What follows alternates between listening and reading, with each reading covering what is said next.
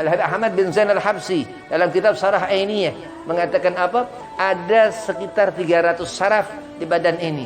Itu satu saraf mati, dia berarti seperti itu rasanya. Kita sakit apa segala macam.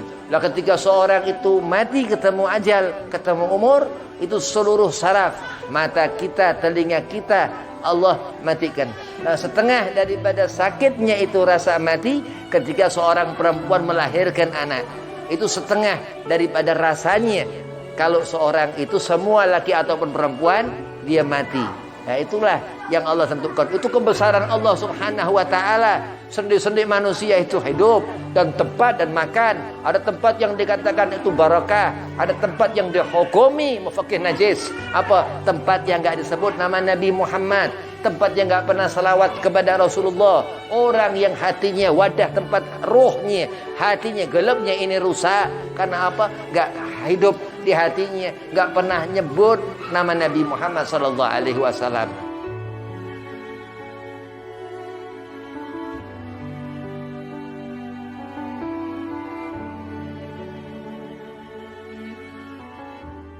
Assalamualaikum warahmatullahi wabarakatuh.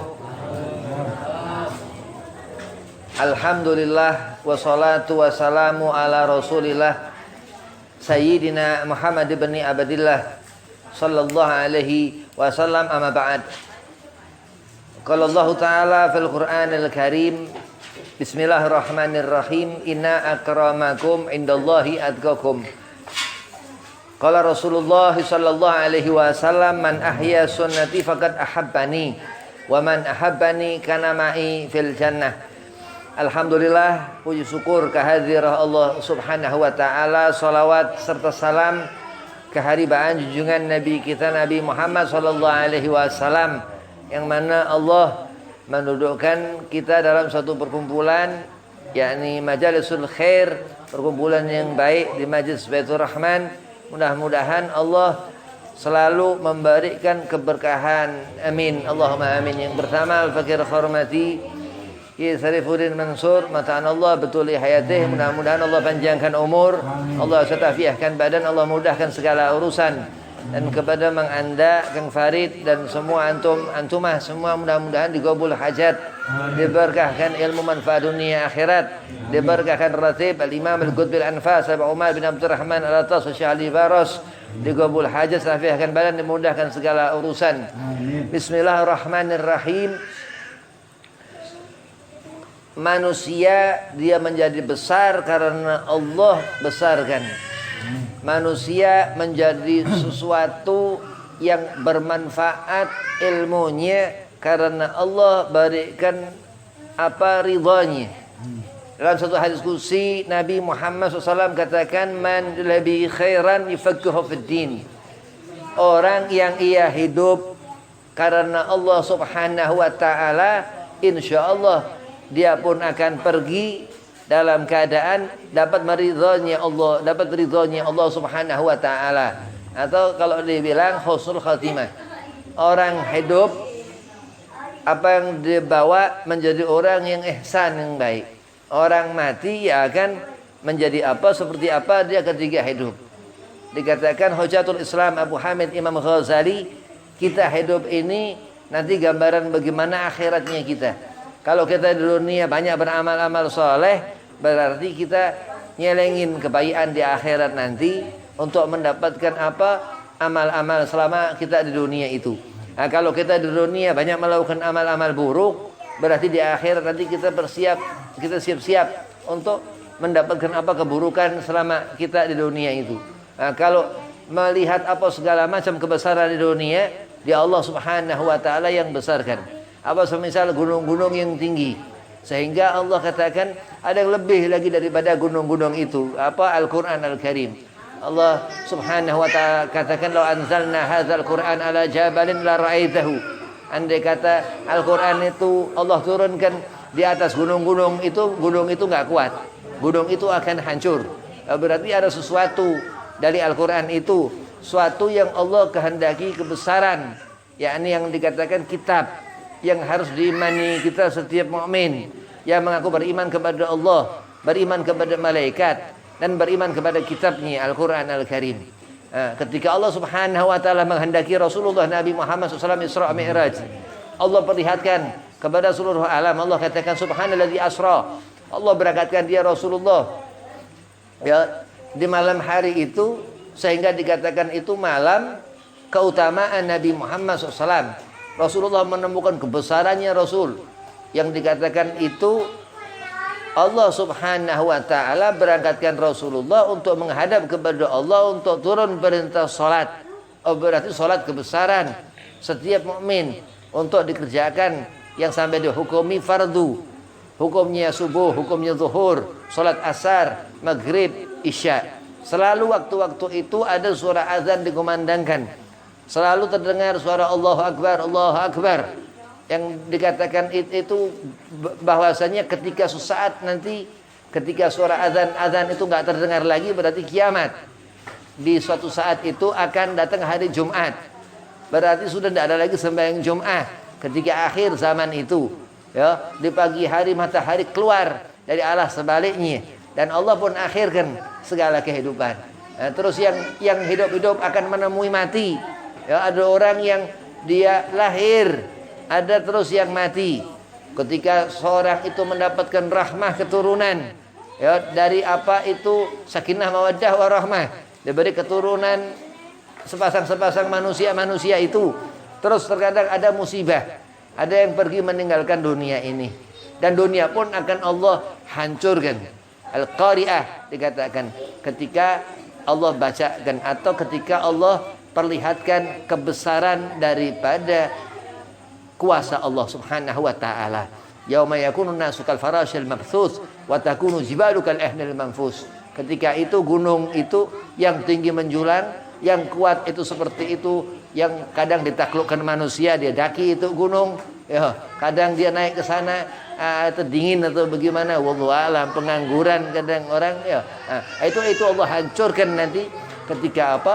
Ketika yaumul jum'ah, ketika kiamat itu, ya, segala macam kebesaran seluruh dunia ini, ya, yauma yakunun nasu kal farashil mabthus. Ketika itu manusia ya sudah seperti itu, wa takunu jibalu kal ahnil manfus. Terus Allah jadikan itu gunung-gunung itu hancur, ya, hancur dari akar-akar dan semuanya itu. Terus manusia semuanya nggak bisa lari kemana-mana. Itu kebesaran Allah Subhanahu wa taala yang mengakhirkan, yang dikatakan ketika seorang ketemu mati, ketemu umur, la sakhirun sa'atan la sakdimun. Enggak ada yang bisa kuasa menunda-nunda umur, seperti yang ketika Rasulullah SAW diriwayatkan Nabi Muhammad ketika ajal Rasul, ketika Nabi Muhammad wafat, ketika itu malaikat Israel datang. Begitu itu dibawalah ruh al-Mustafa Sayyidina Muhammad SAW. Begitu itu kita umat Rasulullah, kita akan ketemu ajal, kita akan mati, kita akan tinggalkan dunia ini, masuk ke alam kubur, melihat itu azabnya kubur. Kita akan melihat amal-amal selama di dunia. Yang pertama ditanyakan as-salat, salat yang ditanyakan. Bagaimana setelahnya itu nyusul amal-amal setelah daripada salat yang dikerjakan 5 waktu itu nyusul. Terus manusia yang pandai bersyukur, yang selalu mengingat Allah Subhanahu wa taala, selalu berzikir, bersalawat menyebut nama Nabi Muhammad SAW, dikatakan rahmatnya. Dan orang-orang yang pandai berfikir, tafakur, yang dikatakan ini tafakur ini bisa memberkahkan waktu. Orang yang banyak berfikir, orang yang selalu mengingat segala kebesaran Allah, kamaluhu, kesempurnaan Allah, jamaluhu, keindahan Allah. Dan seorang itu yang insya Allah ketika selama hidup dia akan besar karena Allah besarkan. Akan ia tinggalkan dunia ini pun menjadi lebih lagi. Karena seorang yang dia sudah meninggalkan kita, orang yang sudah mati masuk ke alam barzah, sudah menemukan kemuliaannya di sisi Allah Subhanahu wa taala. Qutbil Anfas Al-Habib Umar bin Abdurrahman Al-Attas, dikatakan beliau ini yang enggak bisa melihat mata zahir, ya. Jadi matanya itu saraf di mata itu mati. Ya, Al-Habib Ahmad bin Zain Al-Habsi dalam kitab Sarah Ainiyah mengatakan apa? Ada sekitar 300 saraf di badan ini. Itu satu saraf mati, dia berarti Seperti itu rasanya. Kita sakit apa segala macam. Lah ketika seorang itu mati, ketemu ajal, ketemu umur, itu seluruh saraf mata kita, telinga kita Allah matikan. Nah, setengah daripada sakitnya itu rasa mati ketika seorang perempuan melahirkan anak. Itu setengah daripada rasanya kalau seorang itu, semua laki ataupun perempuan, dia mati. Nah, itulah yang Allah tentukan. Itu kebesaran Allah Subhanahu wa taala. Sendi-sendi manusia itu hidup dan tempat dan makan. Ada tempat yang dikatakan itu barakah, ada tempat yang dihukumi mufakih najis. Apa? Tempat yang enggak disebut nama Nabi Muhammad, tempat yang enggak pernah salawat kepada Rasulullah. Orang yang hatinya, wadah tempat ruhnya, hatinya gelapnya ini rusak. Karena apa? Enggak hidup di hatinya, enggak pernah nyebut nama Nabi Muhammad sallallahu alaihi wasallam. Orang ini yang Imam Syafi'i katakan, yang Imam Syafi'i kagum kepada ayat yang Allah bersumpah wal asri innal insana lafi khusrin, orang-orang itu dalam kerugian, illal ladzina amanu. Imam Syafi'i kagum kepada ayat ini. Kenapa? Karena segolongan itu Allah bisa jadikan, Allah bisa buat orang-orang itu yang mungkin Imam Syafi'i berharap dikumpulkan menjadi orang yang beriman kepada Allah Subhanahu wa taala. Kenapa? Karena azabun nar di akhirat nanti. Orang-orang yang apa? Bukan dia sabar, nauzubillah, enggak sabaran. Bukan dia benar, banyak salahnya. Wa tawassaw bil haqqi wa tawassaw bis sabr. Orang-orang yang sabar, orang-orang yang benar, yang akan sampai akhirat menemukan kesabarannya, menemukan kebenarannya. Al-haqqu min rabbikum, kebenaran datang dari Allah. Manusia selalu salah. Berarti bagaimana Bib kalau kita ngerasa benar? Ada Al-Quran yang menentukan, ada hadis Rasul, hadis Nabi Muhammad yang kita ikuti, ada daripada muamalah sahabatul Rasulillah yang dikatakan itu akhlaqu basyariyah min Rasul, itu sifat daripada sifat dari Nabi Muhammad sallallahu alaihi wasallam. Yang dikatakan sahabat, tabi'in, salafun salihin, sampai orang-orang soleh itu.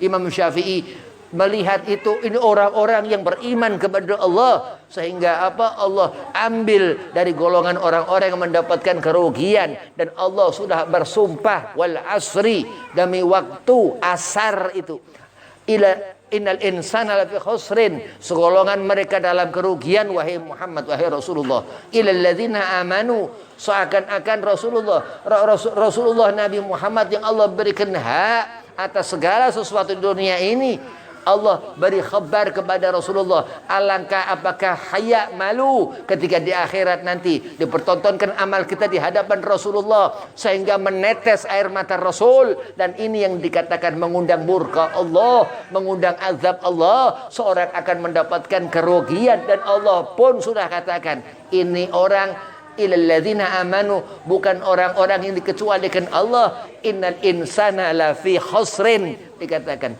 orang itu dalam kerugian, ataukah itu saghir, ataukah itu kecil, au kabir, ataukah itu besar.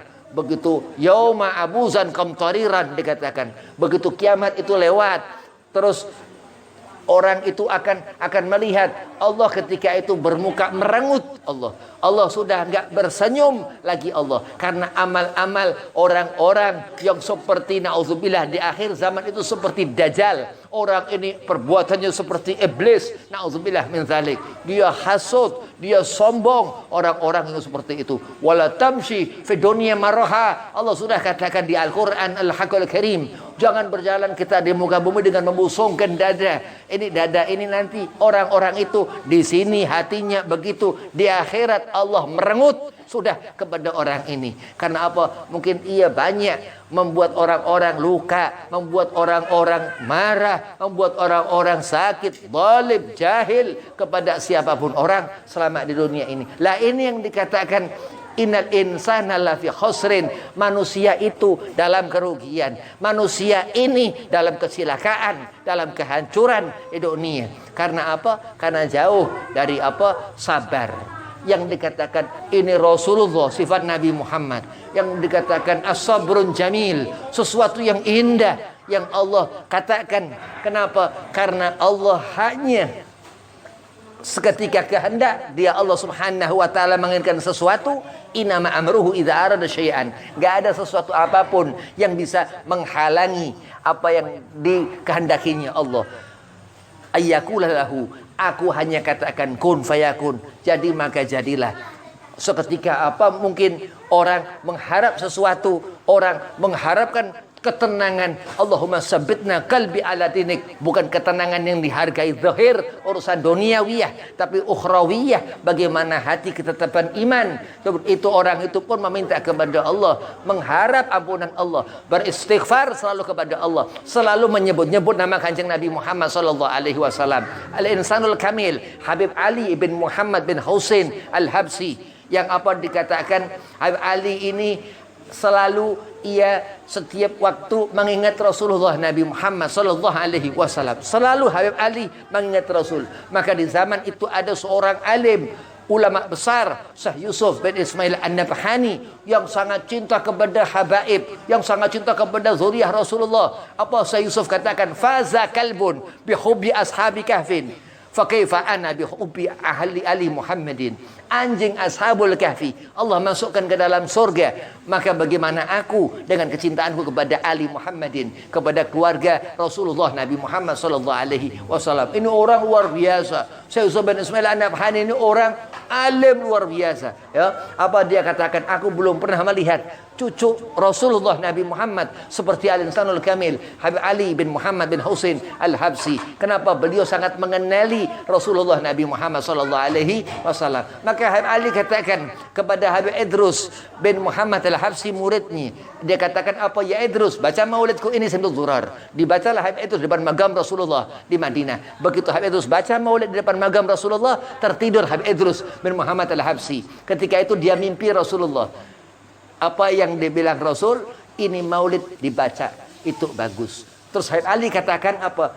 Kalau kita kepengin mendapatkan barakah hidup, jadi orang selamat di dunia, tanamkan di hati kita Sayyidina Muhammad sallallahu alaihi wasallam. Sudah Habib katakan tadi, di tempat yang enggak disebut nama Nabi Muhammad, ulama fuqaha al-fiqih mengatakan itu tempat dihukumin najis. Kalau yang mengatakan ini Ustaz Ahmad Badrullah, dia daripada gurunya Al-Hajj Abdullah bin Nuh Bogor, Macan Bogor, yang mengatakan ini, di mana tempat enggak disebut nama Nabi Muhammad, atau apa itu musola, masjid-masjid ngejegrek nama Allah tuh, tidak ada di situ nama Muhammad, itu tempat dihukumin najis. Nauzubillah min zalik. Hati-hati, ada apa itu? Jauhnya di orang-orang itu dari akhlak, daripada uswah, suri tauladan, tabi'in, salafun salihin yang ngedidik kita untuk cinta kepada Ali Muhammad, kepada keluarga Nabi Muhammad, untuk kita memuliakan Rasulullah Nabi Muhammad sallallahu alaihi wasallam. Sekonyong-konyong orang itu langsung Allah muliakan. Karena apa? Dia mengerti hatinya Allah,